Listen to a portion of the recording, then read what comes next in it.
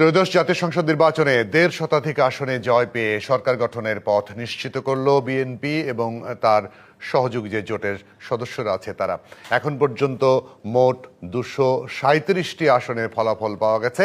এর মধ্যে ১৬৯টি আসনে জয়ী হয়েছে বিএনপি এবং জামায়াত জোট ৬০টি আসনে প্রাথমিক জয় পেয়েছে। এছাড়া ৭টি আসনে জয়ী হয়েছেন স্বতন্ত্র প্রার্থীরা, আর ১টি আসনে জয় পেয়েছে ইসলামী আন্দোলন।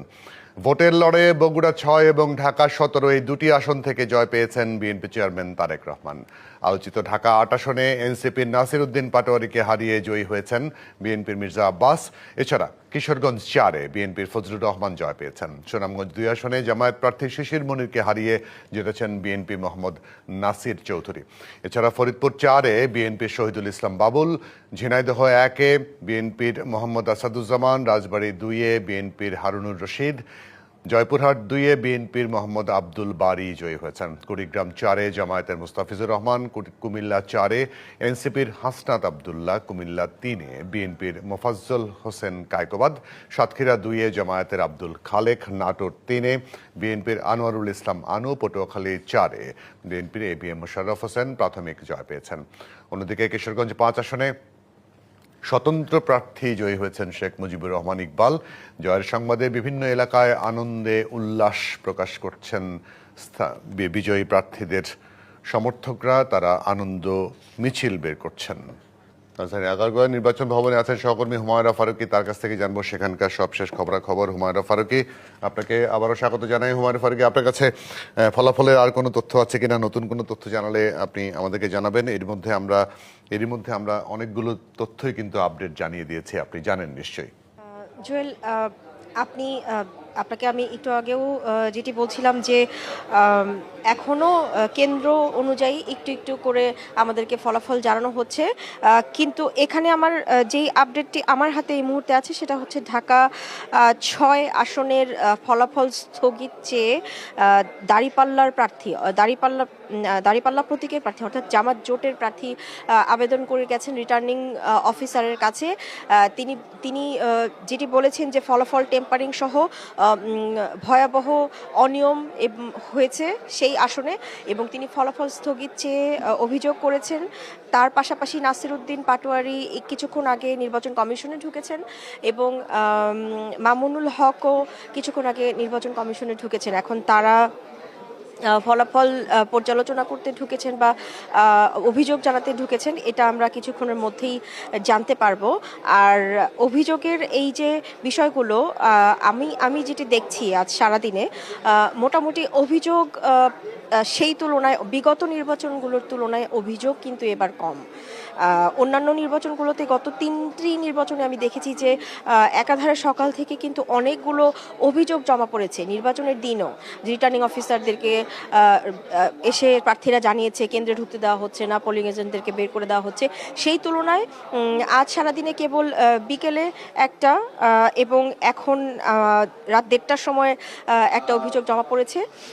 তো এই যে আর বাকি আসনগুলোতে ফলাফলের ব্যাপারটাই যদি বলি, আমি 211টি শেষ যখন দেখেছি বেসরকারিভাবে, এটা অনানুষ্ঠানিক যেই তথ্য আমার কাছে সেটি হচ্ছে যে বেসরকারিভাবে 211টি আসনের মধ্যে 186টি আসনে বিএনপি এগিয়ে আছে, আর খুব চারটির মতো আসন এনসিপি এবং অন্যান্য স্বতন্ত্র মিলে আছে, আর বাকিগুলো হচ্ছে জামাত জোটের আসন। তো তারা সেই জায়গাগুলোতে এগিয়ে আছে। আর বাকি আসনগুলো এগুলো কিন্তু আমি যেগুলো বলেছি সেটা বেসরকারি তথ্য। আনুষ্ঠানিকভাবে এখান থেকে নির্বাচন কমিশন থেকে এখন পর্যন্ত 125টি, কিছুক্ষণ আগ পর্যন্ত আমি দেখেছি 125টি আসনের ফলাফল আনুষ্ঠানিকভাবে আমাদেরকে দেওয়া হয়েছে। আর নির্বাচনের এই যে লড়াইটা, এই যে ব্যবধানটা, আমরা এখন যেটি দেখতে পাচ্ছি জামাত জোট আর বিএনপি জোটের মধ্যে ব্যবধানটা কিন্তু অনেক। মোটামুটি শুরুর কয়েকটি আসনে যেরকম কয়েকটি ফলাফলের সময় আমি যেরকম দেখছিলাম যে একটা পাল্লা চলছে, একটা হাড্ডাহাড্ডি একটা লড়াই চলছে, কিন্তু তার পরের দিকে আমি যেটা দেখলাম এখন এই পর্যায়ে এসে এখন দেখছি যে বিএনপি বেশ এগিয়ে আছে। আর ফলাফল আমার মনে হয় এখানে আমরা যে অবস্থা দেখতে পাচ্ছি, আগামীকাল দুপুর হয়তো হবে শেষ পর্যন্ত। আর পোস্টাল ব্যালটের ফলাফল কিন্তু এখন পর্যন্ত শুরুই হয়নি। পোস্টাল ব্যালট যেহেতু প্রবাসীদের সেখানে ভোট আছে, সেখানে কারাবন্দীদের ভোট আছে, সেখানে দেশের অভ্যন্তরীণ বিভিন্ন জেলা থেকে আসা ভোট আছে, সেগুলো কিন্তু এখনও আমাদেরকে জানানোই শুরু হয়নি। তো পোস্টাল ব্যালট সহ পুরো নির্বাচনের ফল আসতে হাতে পেতে আমরা রাতভর এখানে আছি। তাহলে যেই ফলাফলগুলো এখন ঘোষণা করা হচ্ছে নির্বাচন কমিশনের পক্ষ থেকে, আপনি যেটা বললেন 200-র উপরে ফলাফল, 125টা ফলাফল ঘোষণা করা হচ্ছে, এটা কোন বেসিসে? এটা কি তারা বলে দিচ্ছে যে আমরা যখন এটা পোস্টাল ব্যালটটা অ্যাড হবে তখন এটা চূড়ান্ত ফলাফল দেওয়া হবে, তাই কি? পোস্টাল ব্যালট নিয়ে এখনো কোনো তথ্যই আমাদেরকে ওইভাবে দেওয়া হয়নি। এখন যেগুলো হচ্ছে কেন্দ্র ওয়াইজ, সেখানে গণভোট কতগুলো হ্যাঁ বা না কতগুলো পড়েছে সেটা, আর হচ্ছে যে জাতীয় নির্বাচনের যে ব্যালটগুলো, সেই ব্যালটগুলো গুনে তারা আমাদেরকে সেই অনুযায়ী তথ্যগুলো মোটামুটি পরিষ্কার। হুমায়ুন ফারুকী থাকবেন, আমরা পরবর্তীতে আবার যোগাযোগ করার চেষ্টা করবো। আমরা একটু অজিত সরকারের কাছে যাব। অজিত সরকার আমাদের আরেক সহকর্মী। অজিত সরকার রয়েছেন বিএনপির চেয়ারম্যানের গুলশান কার্যালয়ের সামনে, সেখানে উচ্ছ্বাস প্রকাশ করছেন। তারা এরই মধ্যে একক সংখ্যাগরিষ্ঠতা পেয়েছেন, সরকার গঠন করতে যাচ্ছে বিএনপি এবং হোপফুলি তারেক রহমান হতে যাচ্ছেন বাংলাদেশের পরবর্তী প্রধানমন্ত্রী। সেই খবরাখবর একটু অজিত সরকার, আপনার কথা না, আমি আশেপাশের যে কর্মী বাহিনী আছে যারা উচ্ছ্বাস প্রকাশ করছে তাদের বক্তব্য শুনতে চাই, তাদের রিয়াকশন শুনতে চাই।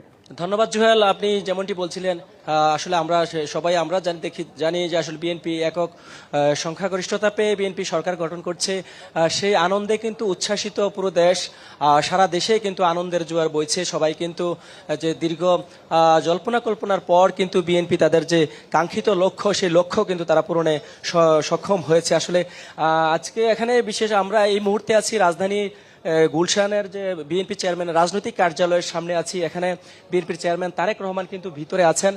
তিনি এখানে কিন্তু বিভিন্ন আসনের যে প্রার্থীরা আছেন, প্রার্থীরা কিন্তু বিজয়ী হওয়ার পরে কিন্তু তারেক রহমানের সাথে দেখা করতে আসছেন। আমরা সন্ধ্যার পর থেকে বেশ কয়েকজন প্রার্থীকে কিন্তু আমরা দেখেছি এখানে এসছেন, তারা আসলে স্বাগত জানিয়েছেন, তারেক রহমানের সাথে দেখা করেছেন।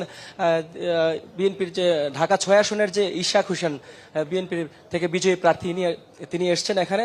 তারপরে এসছেন আমানুল্লাহ আমান, এসছেন ঢাকা 2 আসনের বিএনপির প্রার্থী, বিজয়ী প্রার্থী। এরপরে এসছেন এখানে ঢাকা 18 আসনের এস.এম. জাহাঙ্গীর হোসেন, আসছেন এখানে, এসে দেখা করছেন বিএনপি চেয়ারম্যান তারেক রহমানের সাথে দেখা করছেন। এখানে কিন্তু সন্ধ্যার পর থেকে বাঁধভাঙ্গা উচ্ছ্বাস কিন্তু আমরা এখানে লক্ষ্য করছি। শত শত কর্মী সমর্থক এখানে আসছেন, তারা যে বিজয়ের আনন্দ, সেই আনন্দ কিন্তু আমাদের সাথে আসলে শেয়ার করছেন। তারা আসলে যে আসলে দীর্ঘ 17 বছর পর তারা আসলে তাদের সেই কাঙ্ক্ষিত বিজয়ে তারা বিজয়ের দেখা পেয়েছেন। তো আমরা আসলে এখন একটু কথা বলার চেষ্টা করবো, আসলে কিভাবে দেখছেন আসলে এই যে আপনাদের যে বিজয়? আমাদের বিজয়টা আমি সর্বপ্রথম উপর আল্লাহর কাছে শুকরিয়া আদায় করি। আপনারা দেখবেন যে সকাল থেকেই আপনার দেশের জনগণের প্রতি যে মানে ঈদের যে একটা আমেজ ছিল, আজ এই ভোটের দিন প্রতিটা জনগণের মাঝে ঈদের আমেজ বিরাজ করছে। এবং আমরা লক্ষ্য করছি যে সারা বাংলাদেশেই এত সুন্দর সুষ্ঠু ভোট হয়েছে, ঠিক আছে, এটা অকল্পনীয়, দু একটা বিচ্ছিন্ন ঘটনা ছাড়া, ঠিক আছে। এবং বিএনপির এই যে দলীয় নেতাকর্মীদের দীর্ঘদিন ত্যাগ তিতিক্ষা পরিশ্রমের ফল আজকে আমরা ভোগ করছি। ধন্যবাদ। আসলে কেমন লাগছে, আসলে যে কেমন ফিল করছেন যে বিএনপি আসলে দীর্ঘ এত বছর পর যে আসলে একক সংখ্যাগরিষ্ঠতা পেয়ে তারা সরকার গঠন করছে, আসলে কেমন অনুভূতি? আসলে যদি অনুভূতির কথা বলেন তাহলে প্রথমে বলতে হবে যে বিগত 17 বছর পর তারেক রহমান দেশে ফিরেছেন। আমাদের সব উল্লাস, সব অনুভূতি আপনাদেরকে বলে প্রকাশ করতে পারবো না। আমরা মাঠ পর্যায়ে যারা দীর্ঘদিন 17 বছর নির্যাতিত, নিপীড়িত, এই দেশের মানুষ, আমি বিশ্বাস করি শহীদ প্রেসিডেন্ট জিয়াউর রহমানের আদর্শে করা তারেক রহমান, আপসীন নেত্রী বেগম খালেদা জিয়ার সন্তান। আমাদের মনে প্রাণে বিশ্বাস যে ধন্যবাদ। যে আসলে আপনি আরেকটু কথা বলার চেষ্টা করবো যে আসলে আজকের এই দিনটাই যে কাঙ্ক্ষিত একটা দিন, আজকে আসলে স্বপ্নের যে আসলে